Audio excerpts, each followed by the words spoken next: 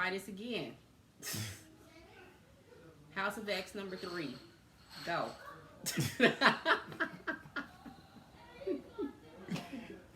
So, what did you think about it, Mr. Bickham?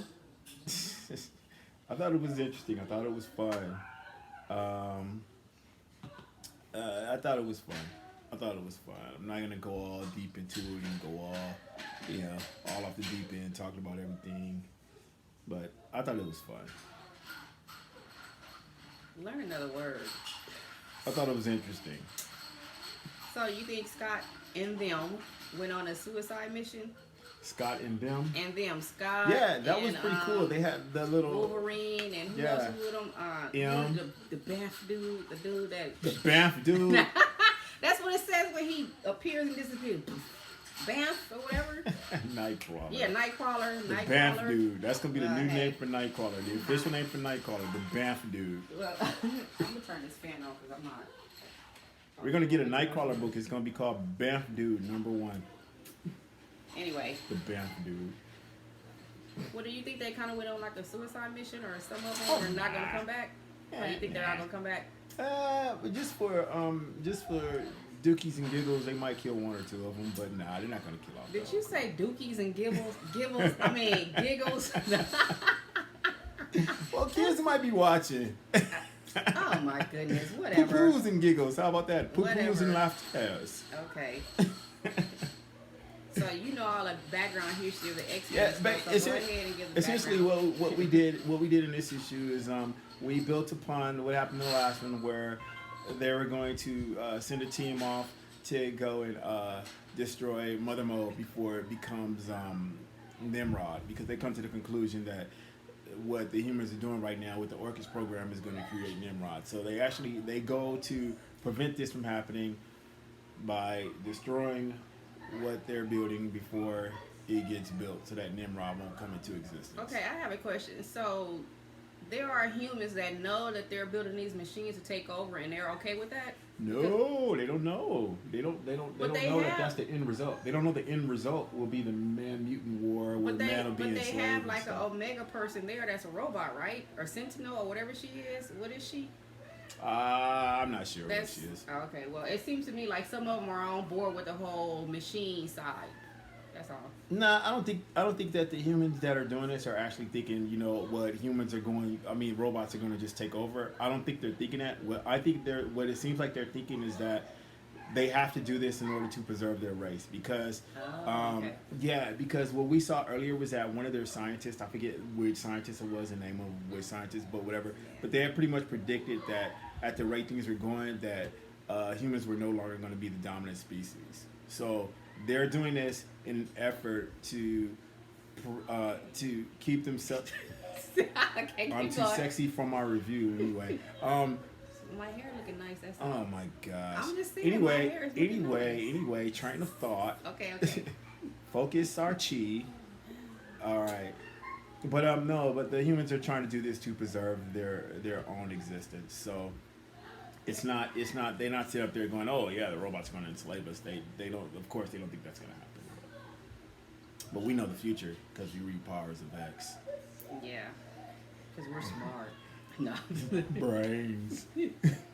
So anyway, this whole system where they have this like a supermax prison for super villains or superhumans or super mutants or whatever, and superhumans, super villains, mutants, whatever. It's like it's a prison for mutants, for bad guys, super villains. And then honestly, I thought it was kind of cool because in the House of S, like they had called Sabretooth or whatever, so then we get to see him pop up in number 3, and he all in shackles and stuff coming up in there in a room with the judge or whatever, and I was like, oh, so that's what happened to Sabretooth. So he up there, and they basically, I guess, getting ready to put him in prison or whatever. And then Emma Frost walks in with her. Are those her daughters? No, those are what are called the Stepford Cuckoos. They basically have mental abilities too, and they kind of hang with Emma Frost, and they all booster each other's mental abilities and stuff. Remember, one of them was in the first issue with Magneto. And she was the one that went through like their heads and was telling them what. Okay. Yeah. Okay. So they're telepaths. Emma Frost and her crew rode up in there like. Emma Frost and the 2 homies. Yeah, her crew, they rode up in there like, pump your brakes. This ain't about to happen right now. from now on we have what is it called? Yeah, that's the actual line from the book too. They said, "Pump your brakes." We have diplomatic immunity or whatever they said or whatever. What did Amnesty. you say? Well, yeah, we have amnesty because we got this new rule, you know, by the I guess what by the United States. She said something about your state or whatever. Yeah, Anyway, basically yeah. there are some new rules and they have amnesty and the rules no longer apply to the mutants. They have their own little, I don't know what you call it. Their nation state. They're a nation state, and so the rules don't apply to them, and they will not be basically prosecuted in, on Earth or whatever. In human court. Yeah, by They human won't be. court. They won't be prosecuted. They won't be judged by humans. Yeah, they basically gonna take care of their own. So if their own mess up, then I guess it's up to them to check them or whatever. So the judge. I thought it was pretty cool that the judge and everybody in there they pulled out their guns like this ain't about to happen today. She's like, look. Let's pretend like you what? What did she say? Let's pretend like you could actually stop us. Let's pretend basically. like you can actually stop us, and we're gonna get Sabretooth and we're gonna get up out of here. So that's basically what happened. They took Sabretooth and they walked up out of there, and I was like, yeah. Every time somebody do something that's like sinister or mean, she's like, oh yeah. No, it's not that it's sinister or mean. I'm just like, you stand up for what you want. So yeah. Hey. Let's not even talk about the fact that Emma Frost was previously a bad. Look, I like rooting for the bad people sometimes. So hey. Yeah. To her credit, though, she has been one of the X-Men in recent years. But yeah, she's. I liked how she walked up there in her little outfit with her boots on and her jacket and her little first she walked up in there with her little sunglasses on like I'm the shit. Emma Frost in yeah, her sex meat outfits. This is what my wife's admiring. I thought it was cute. She was on fleek. She was flossing on them. That's just how Emma Frost is. For those of you that are fans of the book, she's just in perpetual. Floss mode, as my wife puts it. Yeah, she went up in there and she got Sabretooth. Like, he ours. We're going to take care of him. Yes, I know he a killer. Oh, yeah, and that's the one thing I like about him, too. He was like, they say, how do you plead? He was like, guilty. He was like, yeah, I'm a killer. And, like, what y'all going to do about it, basically? He's like, yeah, I'm hard. Yeah, I'm what you want me to say? And then he told them there's nothing you can do that's gonna stop me. You think these shackles gonna stop me? You think those guns gonna stop me? He said, you think these chains gonna stop me from making your insides into your outsides? Yeah, like, dude, if I really want to, I can kill all y'all right now. Basically, the attitude. It was a fun book. I think that's what we're getting at. It's a pretty fun book. Yeah, it was cool. House of X is universally, in my opinion, the more fun book of the two. Yeah. The Powers of X takes more of a science fiction kind of approach. Yeah. So House of X, my wife was actually saying earlier that House of X is better suited for like people that don't know a lot about the X-Men's history and stuff. Like she feels right at home jumping in there. So. Yeah. Because the other book, I'm like, oh god. Yeah. And this actually takes. We have found out that House of X actually takes place in Moira's 10th lifetime. So there we go. That explains like some of the differences of opinion that Professor X and the other mutants are having right now. And so when the X-Men went to Mother who? Mother Mode. Mother Mode creates the Master Modes. Master Modes create the Sentinels. Blah blah blah. Okay, so where did they land on Mother Mode? They landed on the Orchis base where Mother Mode was. Okay, so they can try to get inside and destroy the stuff, and they had a really good plan because the people were like surprised that they were there and surprised that they knew where everything was, and their only option was to whoever the dude was, his attitude was, hey, I gotta blow this stuff up. Yeah. So and it was a cool moment for me because Banff dude got some play. That's what it says when he teleports. Banff, whatever, boof, poof, or something like Banff.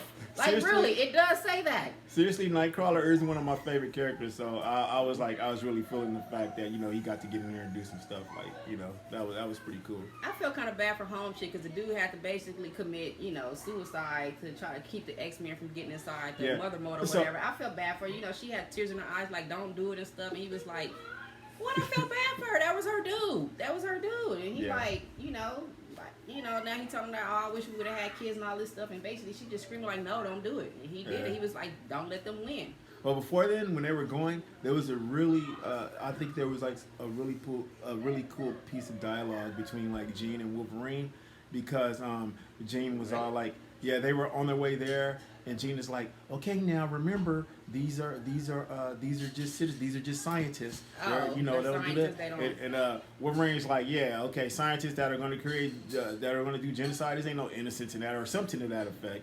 And I thought it was just a pretty cool, like the way that they were, you know, that just that line of dialogue. I'm just going completely off, but I thought that was like really cool.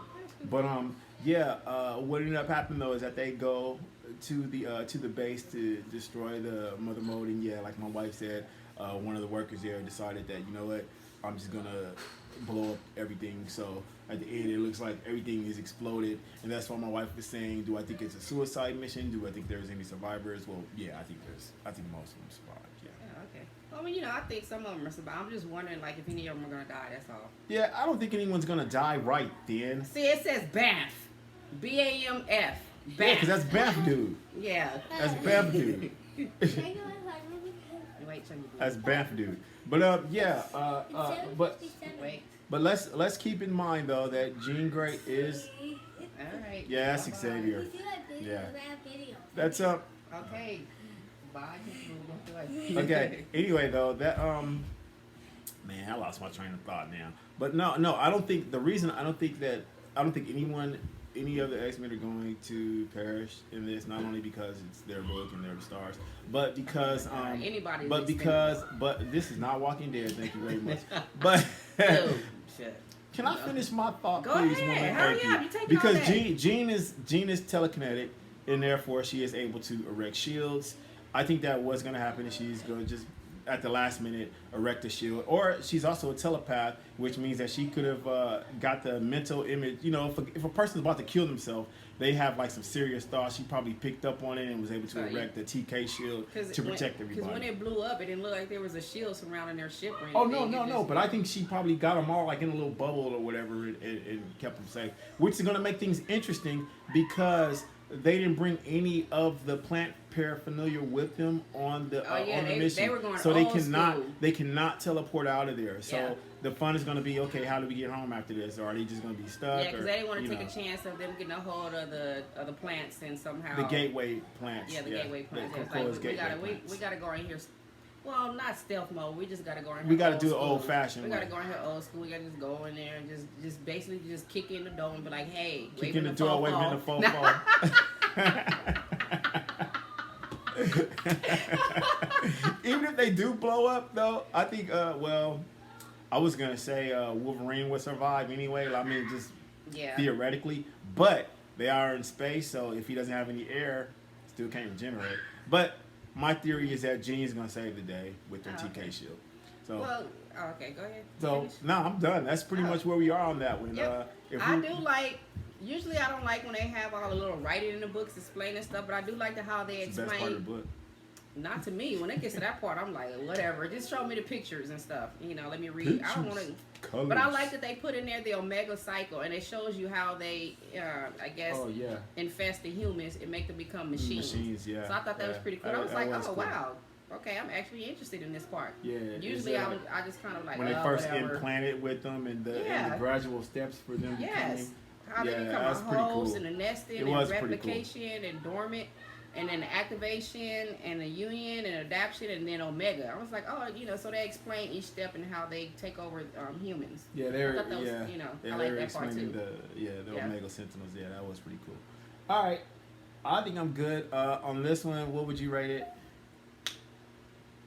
I would probably give it a 7. I like the other books better. The House of X 1 and 2 better than I like this one. Although Yeah. I like, you know, like I said, I like the whole House of X Sabretooth book. and, Yeah. you know, Emma Frost coming in there and, you know, like, hey, this ain't about to happen today. I don't care what y'all say. Yeah.